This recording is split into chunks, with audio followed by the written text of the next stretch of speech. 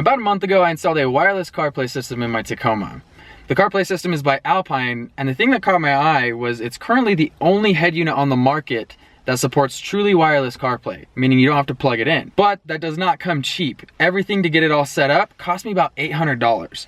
And after using it for a month, there's a few things that I found that I do like, and a few things that I found that I really don't like. So today I'm gonna walk you through the things that I liked and the things that I didn't like, and then you can decide for yourself whether or not it's worth the $800 price tag. Let's get started. Now there's a lot of good features on this Alpine head unit. It basically mirrors your iPhone so that you don't have to worry about looking at your phone as you're driving, which offers a lot of safety features. It also incorporates Siri into your text messaging so you don't have to worry about reading your text messages as you're driving, which in pretty much all states is illegal now. So it helps to have Siri reading those to you, and then you can also do voice commands with Siri to respond to those text messages. It's pretty convenient. The other thing that I like is it does incorporate both Apple Music, Spotify, Pandora, all of the main music applications it can support. So if you want to use those on your phone, you can select that on the Alpine head unit and it's going to bring all of that information from your phone to the head unit. It makes listening to music much easier because I can just select it from the head unit rather than pulling my phone up, becoming distracted, and then selecting the music that I want to listen to.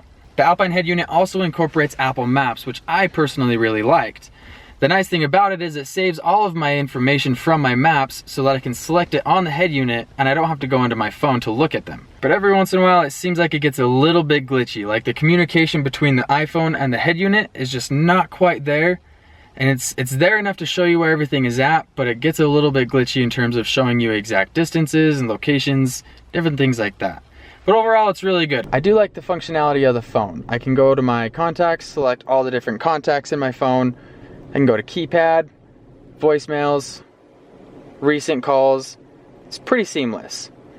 Alpine does have an application that they've came out with that allows you to fine-tune the radio with specific parameters, which is really nice. You can select the bass, the mids, as well as the trebles. And you can tune those to however you want and to whatever music you're listening to. My biggest complaint with the Alpine head unit is the time that it takes for it to turn on.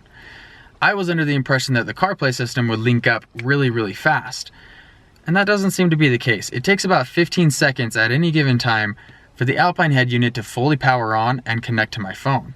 To add to that time, if I turn my key to the accessory function and that head unit begins to power up and then I turn the ignition to turn the truck on, it takes even longer for it to start up. It takes an extra 10 to 15 seconds in addition to the 10 to 15 seconds that it already takes. So at that point, I've been sitting in my truck for 30 to 40 seconds before my phone and radio actually connect and communicate. Personally, from the time that I get into my truck to when I'm ready to go, it's about 15 seconds max. So waiting for that to connect is sometimes a nuisance. I do love that I have the ability to use the backup camera whenever I want. I can access it from the head unit. That's really convenient. Every once in a while, the camera will turn on and then it'll go to a black screen. I don't know if that's because I wired it incorrectly or if I missed something, or if that's just something that the head unit does. In any case, it is easy to access and it is convenient to have, especially if I'm pulling something behind my truck. One of the things that I wish the Alpine head unit would do is stay on the screen that's playing my music while I was still using my phone using different functionalities. Granted, I shouldn't be using other features of my phone while I'm driving anyway, but it would be nice. Although there are a few things that I'm not super happy about with the Alpine head unit, overall it's an awesome system. It's worked really well and I've been really happy with it. Now, in terms of whether or not it's worth $800, the only time I would say that it's worth $800 is if you're really into the latest and greatest technology, or you really want the truly wireless CarPlay system. You can get the wired CarPlay systems for about $300 to $400. But if you want the truly wireless CarPlay system, you're looking at about an $800 price tag. So it is significantly more expensive, but I personally got it because I really wanted that wireless capability in my head unit. I wanted to be able to have my phone independent of any cables and wires and things like that. So in my situation, it was worth it. But if you're not ready to drop $800 on a head unit, I think the $300 to $400 CarPlay systems would work just as well.